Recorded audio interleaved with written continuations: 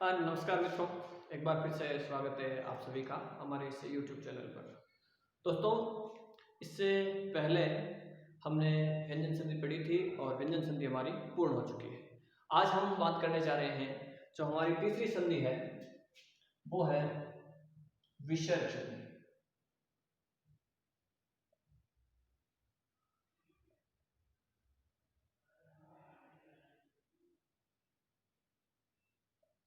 कौन सी है दोस्तों? विसर्ग संधि। जैसा कि आप सभी को मालूम है कि हमारे हिंदी के अंदर 4 प्रकार की ध्वनियां हैं। स्वर है, व्यंजन है, विसर्ग है, वह अनुनासिक है, माफी अनुस्वार है। तो ये 4 प्रकार की जो ध्वनियां हैं हमारे सामने, उन्हीं पर हम ज्यादातर काम करते हैं। उनमें से हमने पढ़ा सबसे पहले स्वर, तो स्वर की संधि हमने पढ़ी। फिर हमने पढ़ा व्यंजन, तो व्यंजन की संधि हमने पढ़ी। अनुस्वार आपको पता है व्यंजन संधि में आ गया।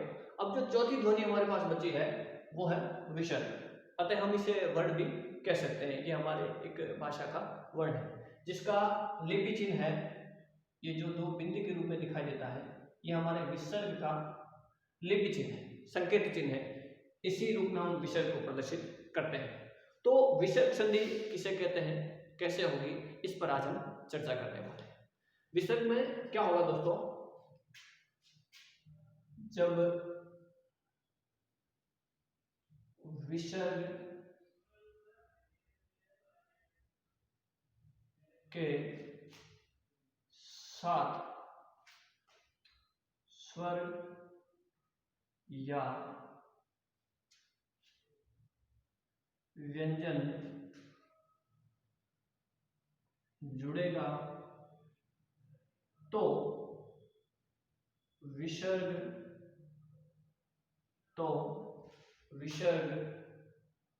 में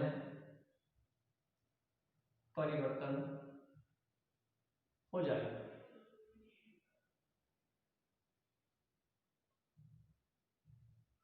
दोस्तों, संधि का जो हमारा कॉन्सेप्ट है, नियम है, वो यही कहता है कि परिवर्तन किस में होता है, परिणाम हमें क्या मिल रहा है, परिणाम का ही नाम संधि है। तो यहाँ पे परिवर्तन जो है वो विसर्ग में होगा, अतः यहाँ पे संधि भी कौन सी होगी? विसर्ग संधि होगी। जैसे कि देखिए, यहाँ पे क्या होगा? विसर्ग। विसर्ग के साथ में क्या जुड़ेगा? एक तो जुड़ेगा स्वर और दूसरा क्या जुड़ेगा विसर्ग के साथ में? दूसरा जुड़ेगा विसर्ग के साथ में व्यंजन। इन 2 तरीकों से हम विसर्ग संधि का अध्ययन करेंगे और ये 2 ही तरीके होते हैं हमारे विसर्ग संधि। उदाहरणों के साथ हम बातचीत को आगे बढ़ाएंगे। जैसा कि हमारी विधि भी है, एक उचित अध्ययन की विधि जो है वो यही कहती है कि उदाहरण देकर के किसी भी बात को अच्छे तरीके से हम समझें। तो देखिए, पहले लेते हैं हम विसर्ग प्लस स्वर। संस्कृत का हमारे शब्द है बही, विसर्ग लगा हुआ है। अब देखिए, इसके योग में जुड़ रहा है अंग। क्या जुड़ रहा है दोस्तों? बही प्लस अंग जुड़ रहा है। अब देखिए, यहां पे आ गया आपका विसर्ग। अब विसर्ग के साथ में क्या जुड़ रहा है? स्वर जुड़ रहा है। परिवर्तन किस में होगा? विसर्ग में परिवर्तन होगा।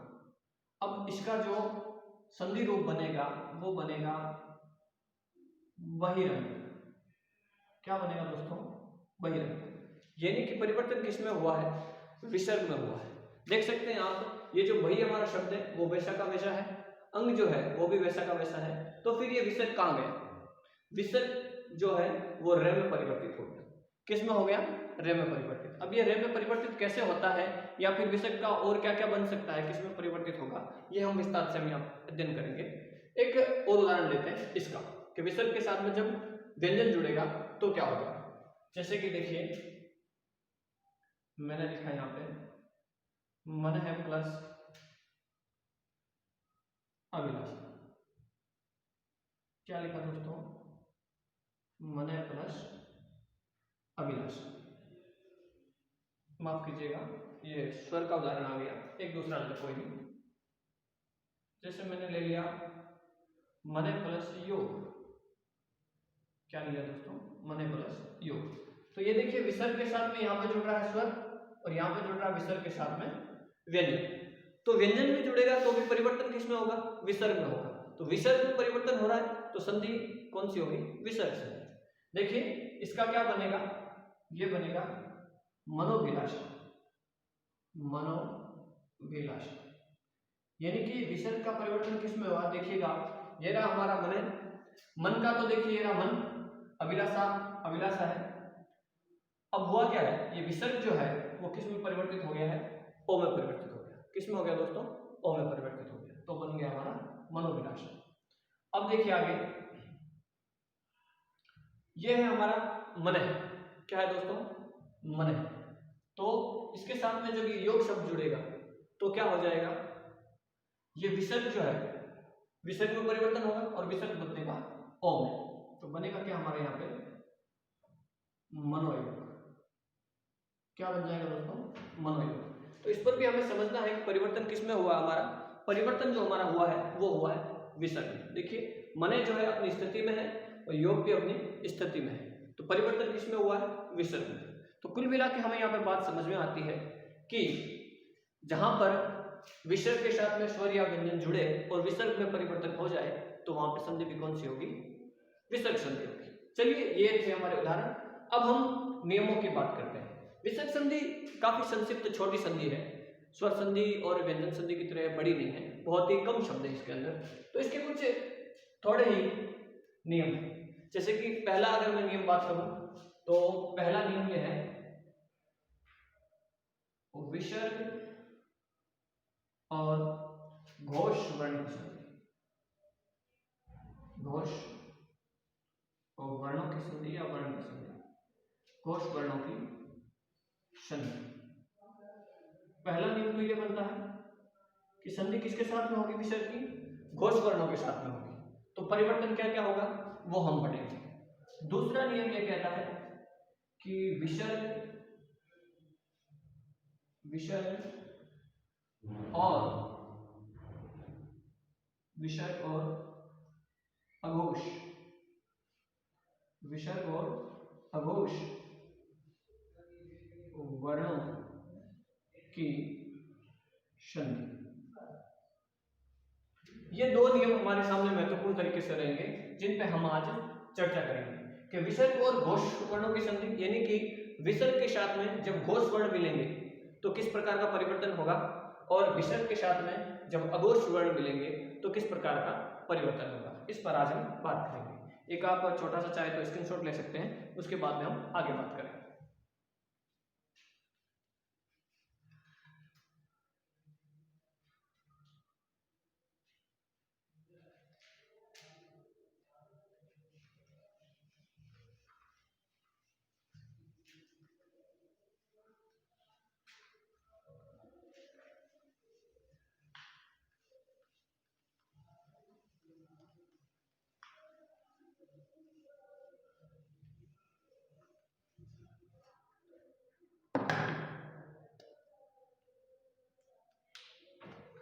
पहला नियम जो आपके सामने मैं ले रहा हूं वो यह है कि विसर्ग प्लस घोष वर्ण क्या होगा? घोष वर्ण। इसको लिख भी लेते हैं हम कि यदि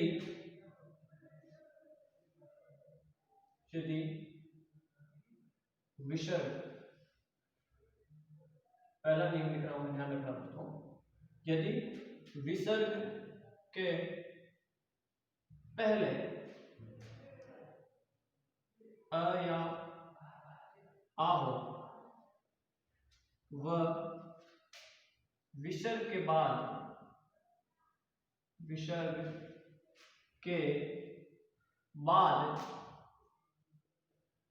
कोई घोष वर्ण आए,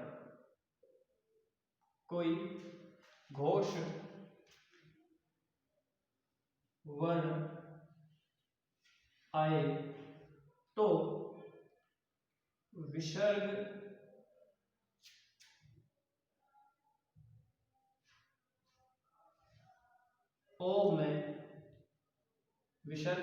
ओ में परिवर्तित हो जाता है। परिवर्तित हो जाता है। तो पहला नियम हमारा क्या कहता है कि यहाँ पे होना चाहिए विसर्ग। क्या होना चाहिए दोस्तों? यहाँ पे होना चाहिए विसर्ग, और विसर्ग के पहले क्या होना चाहिए? अ या फिर आ की ध्वनि। इसके बाद में अगर विसर्ग आता है और मिलने वाला सामने कोई घोष वर्ण हो, क्या हो? घोष वर्ण। घोष वर्ण में आपको पता है सभी स्वर हमारे घोष होते हैं, और तीसरी चौथी पंक्ति ये ह ये भी हमारे घोष वर्ण होते हैं। तो घोष वर्ण अगर इनके साथ में मिलता है अ या आ के साथ में, ध्यान रखना दोस्तों, अ या आ आना चाहिए इधर, और विसर्ग के बाद घोष वर्ण होना चाहिए। तो ये विसर्ग किसमें बदल जाएगा? विसर्ग बदल जाएगा ओ में। उदाहरणों के साथ समझने की कोशिश करते हैं। ध्यान रखना यहाँ पे वर्ण घोष होना चाहिए। अगर अघोष वर्ण आ गया तो यहाँ पे विसर्ग ओ में परिवर्तित नहीं होगा। कुछ उदाहरण हम अभी आपके सामने रखेंगे, जैसे कि पहला मैं लेता हूं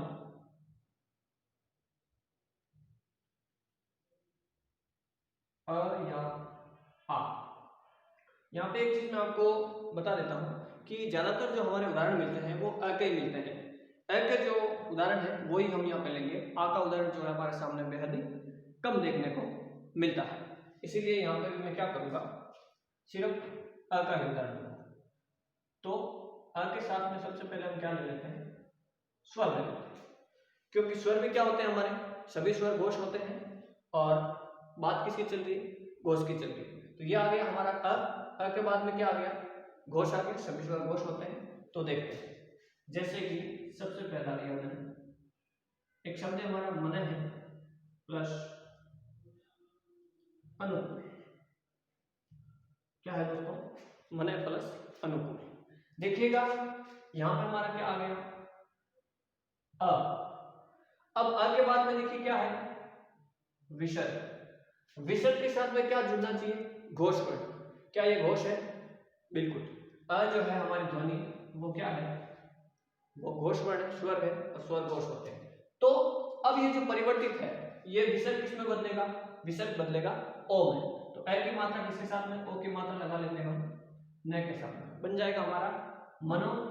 अब एक बात और ध्यान रखनी है आपको कि यदि विसर्ग के साथ में घोष वर्ण मिलते हैं और वो घोष यदि स्वर हो, तो ये जो स्वर है मिलने वाला, ये क्या हो जाता है? लुप्त हो जाता है, इसका लोप हो जाता है। इस बात का आपको विशेष रूप से ख्याल रखना है, क्योंकि ये देखिए ये तो बन गया ओ, विसर्ग तो बन गया ओ, फिर ये अ कहां जाएगा? इसका लोप हो जाता है। ये थोड़ा सा ध्यान रखना। यदि घोष व्यंजन है तो इसमें जुड़ जाएगा, और यदि स्वर है तो स्वर का लोप हो जाएगा। मैं यहां पे लिख देता हूं, मिलने वाले स्वर का, मिलने वाले स्वर का लोप हो जाए। थोड़ा सा ध्यान रखना है, बारीकी का प्रश्न है, ज्यादा कोई विशेष बात नहीं है। तो देखते हैं हम किस प्रकार से बनेगा। ये मने का मने रह गया हमारा, विसर्ग किस में बदल गया? ओ में बदल गया, और हमने लगा दिया नो। तो क्या बन गया हमारा? मनोनुकूल। मने प्लस अनुकूल क्या बना? मनोनुकूल। एक उदाहरण और लेते हैं हम, देखते हैं, जैसे कि मन है प्लस अभिलाषा। हालांकि पहले लिया था हमने, इसको और ले लेते हैं। कैसे हुआ? ओ कैसे बनता है ये देखते हैं। देखिए ये रहा हमारा विसर्ग। विसर्ग से पहले क्या आना चाहिए था? अ आना चाहिए था। अ हमें मिल चुका है, और विसर्ग के बाद में क्या आना चाहिए था? घोष वर्ण आना चाहिए, यानी कि स्वर आ गया। तो इस स्वर का क्या होगा? लोप होगा। ध्यान रखना है कि विसर्ग के साथ में यदि घोष वर्ण में स्वर मिलता है तो स्वर का क्या हो जाएगा? लोप हो जाएगा, और ये जो है वो ओ में परिवर्तित हो जाएगा। इस बात का थोड़ा सा ख्याल रखना है। चलिए देखते हैं, तो इसका क्या बनेगा हमारे? वही मनो, और ये हो जाएगा अ का लोप और विलासा। क्या बन जाएगा? मनोविलासा। क्या बन जाएगा दोस्तों? मनोविलासा। एक शब्द और लेने की कोशिश करूंगा मैं आपके सामने, शह प्लस अहम। क्या ले लिया मैंने? शह प्लस अहम। अब देखिएगा क्या हो रहा है। ये रहा हमारा श, छंद क्या है? अ के बाद में क्या आ रहा है? विसर्ग, तो ये विसर्ग किसमें बदल जाएगा? ओ में बदल जाएगा। और इस ए का क्या हो जाएगा? लोप हो जाएगा, क्योंकि ये स्वर है। अब बचा क्या पीछे? हम, शो, हम। तो पहला जो नियम है, किस प्रकार से हमने देखा कि यदि अ या आ के साथ में कोई भी घोष वर्ण आता है, यानी कि स्वर आता है, तो ये जो विसर्ग है वो किस में बदल जाएगा? ओ में बदल जाएगा। अब देखते हैं दूसरा जो हमारा है, आप इसका एक स्क्रीनशॉट ले सकते हैं चाहे तो, फिर हम आगे बात करते हैं।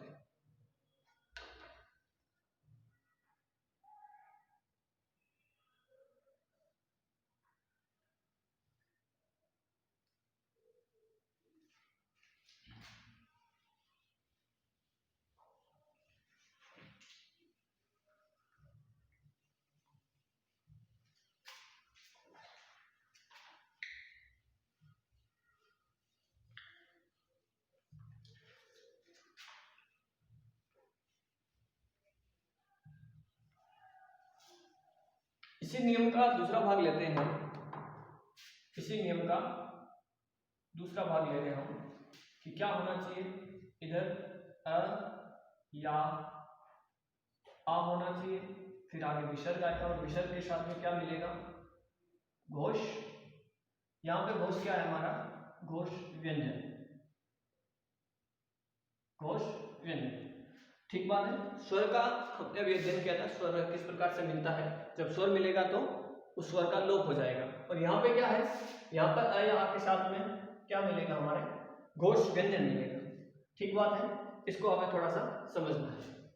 जैसे कि देखिए, सबसे पहला जो उदाहरण है हमारा, हमने लिया जैसे कि मने धन योग। क्या लिया दोस्तों? मने धन योग। ये देखिए यहाँ पे हमारा क्या आता है? अ के बाद में विसर्ग, और विसर्ग के सामने क्या आ रहा है? घोष वर्ण आ रहा है। आपको पता हो तो यर लव घोष है हमारे, ह भी घोष होता है, और तीसरी चौथी पांचवी ये पंक्तियां घोष होती है। तो ये घोष मिल गया, तो ये विसर्ग किसमें बदल जाएगा? हमारा विसर्ग बदल जाएगा ओ में, और शब्द बन जाएगा हमारे सामने मनोयोग।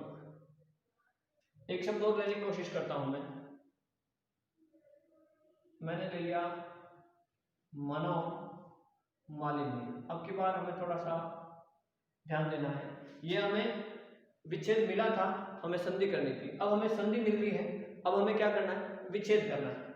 देखिए मनोमालिन्य, और एक शब्द और दे देता हूं मैं आपको साथ में, सौदारण। दोनों का हमें क्या करना है? विच्छेद करना है। तो देखिए ये रहा ओ, ओ से विच्छेद करेंगे तो ओ किस में बदलेगा? वापस विसर्ग में। तो विसर्ग से पहले, ओ से पहले कौन सा शब्द है हमारे पास? मने। ओ का हमने बना दिया विसर्ग, और सामने लिख दिया मालिनी। क्या लिख दिया दोस्तों? मालिनी। तो समझ में क्या आया हमें कि ये जो ओ है वापस विसर्ग में आ गया, अपने रूप में आ गया। अब देखिए शोधारण, शोधारण का कैसे करेंगे? ये ले लिया हमने श, अब क्या होगा? ऐसे करेंगे, सो प्लस धारण, स प्लस धारण होगा क्या? यही होगा क्या दोस्तों? एक बात का विशेष रूप से ख्याल रखना है कि ये जो ओ है वो सिर्फ विसर्ग में नहीं बनता है।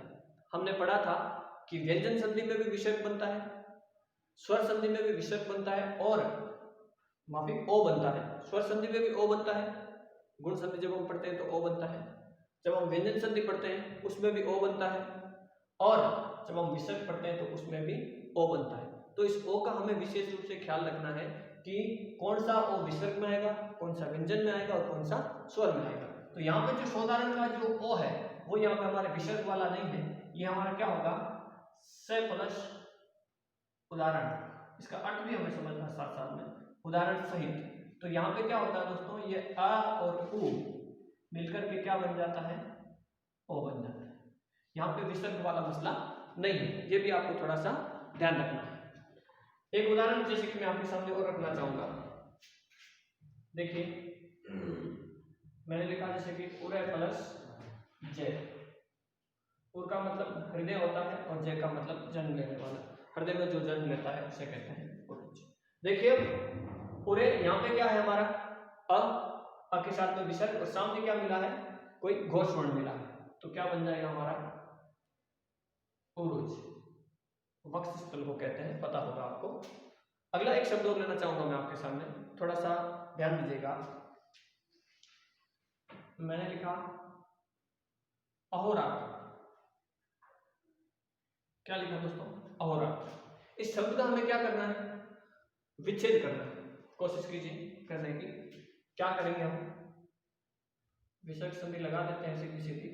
ये बन गया हमारा अह, क्योंकि ओ को हमने किसमें बदल दिया, इसमें बदल दिया, और बन गया रात्र। अब हमें यह पता होना चाहिए कि क्या अह कोई शब्द होता है, अह कोई शब्द नहीं होता। संस्कृत का शब्द है अहन। क्या है दोस्तों, अहन, जिसका मतलब होता है दिन। और एक शब्द है रात्रि।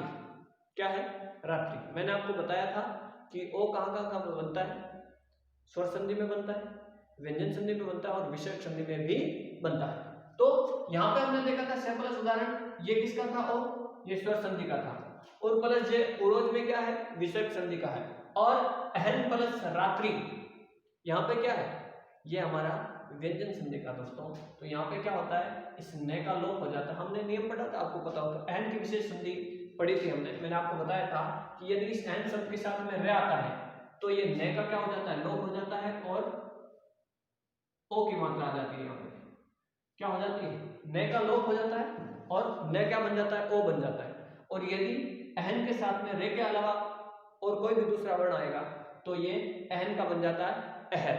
क्या बन जाता है दोस्तों, अहर। इसका भी एक उदाहरण दिया था मैंने, आपको पता हो तो, अहर, रह,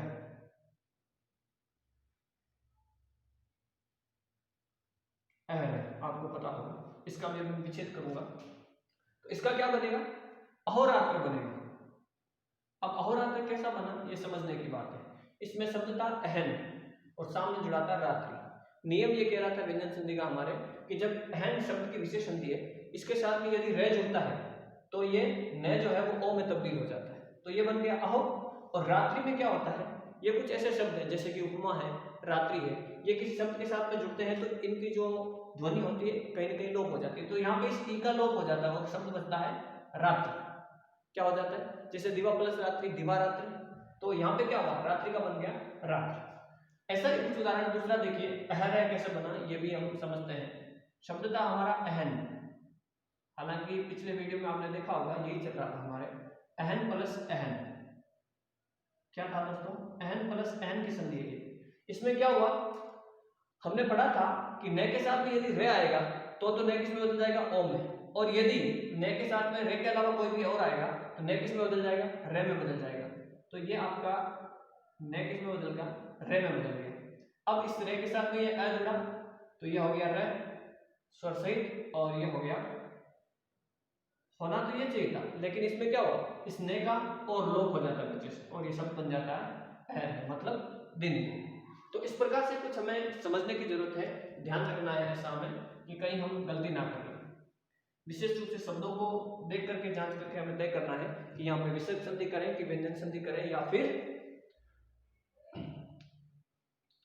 स्वर संधि करें। आगे देखिए, जैसे कि और शब्द लेने की कोशिश करूंगा मैं। जैसे कि मैंने लिखा टपे प्लस वन, क्या होना चाहिए, टपे प्लस वन का आप देख सकते हैं क्या होना चाहिए। एक शब्द और लिखता हूं मैं यहाँ पे, पूरे प्लस हित। एक लिख दिया मैंने तेज प्लस मय। देखिए तीनों शब्दों को हम संधि रूप में लिखने की कोशिश करते हैं। ये आ गया आपका अ के साथ में विसर्ग आ गया तो ये क्या बन जाएगा, ये बन जाएगा ओ। तो ये क्या बन गया आपका, तपोवन। क्या बन गया दोस्तों, तपोवन। यहाँ पे क्या होगा, ये रहा अ के साथ में विसर्ग और सामने घोष है तो क्या बन जाएगा, पुरोहित। पूरे प्लस हित क्या बन जाएगा, पुरोहित बन जाएगा। आगे देखिए तेज प्लस में क्या बन जाएगा हमारा, तेजोमय। मैं समझता हूं कि अब हमें कोई भी परेशानी नहीं होनी चाहिए। इसका आप एक स्क्रीनशॉट चाहे तो ले सकते हैं। कुछ एक उदाहरण हम और लेने की कोशिश करते हैं।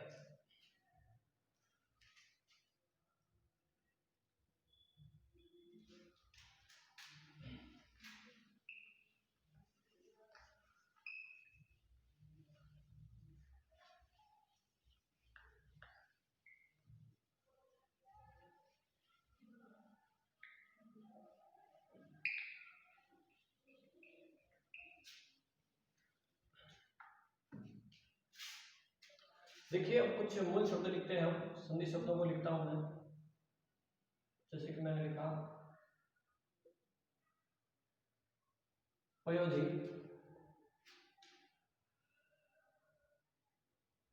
मैंने लिखा यशोदा। इन शब्दों का हमें क्या करना है दोस्तों, ये हमें संधि रूप में मिले हैं, इनका हमें करना है और विच्छेद करना है। क्या करना है? विच्छेद करना है। मैंने लिखा शिरोरेखा, एक और ले लेते हैं हम, तिरोधान, ये भी हमारे संस्कृत का शब्द है। तो इनमें हमें देखना है कि विच्छेद किस प्रकार से होता है हमारा। देखिएगा पयोध ओ है तो किस में बदलेंगे? विसर्ग में, और सामने क्या आ गया हमारा पय प्लस दी। पय का मतलब जल, दी का मतलब भंडार। तो जल का भंडार कौन है हमारा? समुद्र। यशोदा, यश शब्द है हमारा, और दा, क्योंकि इस ओ को किस में बदलेंगे? विसर्ग में। अब मेरे ख्याल से हमारे लिए आसान कार्य हो चुका है। शिरोरेखा में क्या करेंगे हम? यह हो गया सिर, सिर के ऊपर जो रेखा होती है शिरोरेखा, आपको पता होगा इसको हम क्या बोलते हैं? ये जो लाइन हम ऊपर करते हैं इसे कहते हैं शिरोरेखा। तो सिरे प्लस रेखा। तिरोधान क्या होगा? तिरे प्लस धान। तिरोधान का अर्थ होता है दोस्तों गाय भूत। क्या होता है? धान का मतलब गाय। तिरे प्लस धान, क्योंकि यहाँ पे क्या आया? ध आया है। ध हमारा क्या है? घोष है, और इसी घोष के कारण से ये विसर्ग जो है किस में बदल जाता है हमारा? विसर्ग बदल जाता है ओ में बदल जाता है। एक शब्द और लेना चाहूंगा मैं आपके सामने। मैंने लिया सरे प्लस वर। क्या बन जाएगा दोस्तों?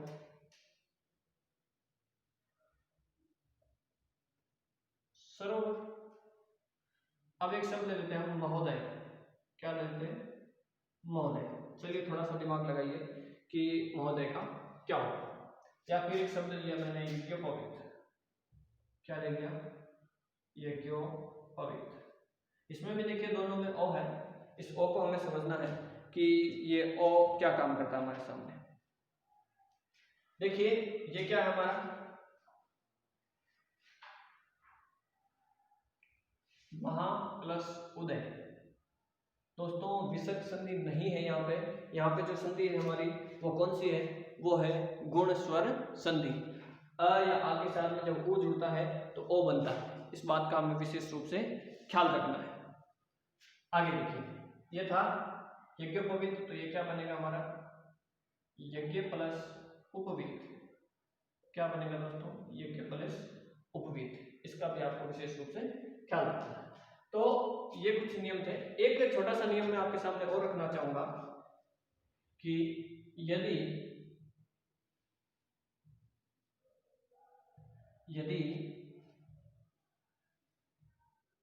अ या आ के साथ में विसर्ग हो और सामने यदि ई या ओ जुड़े। क्या जुड़े दोस्तों?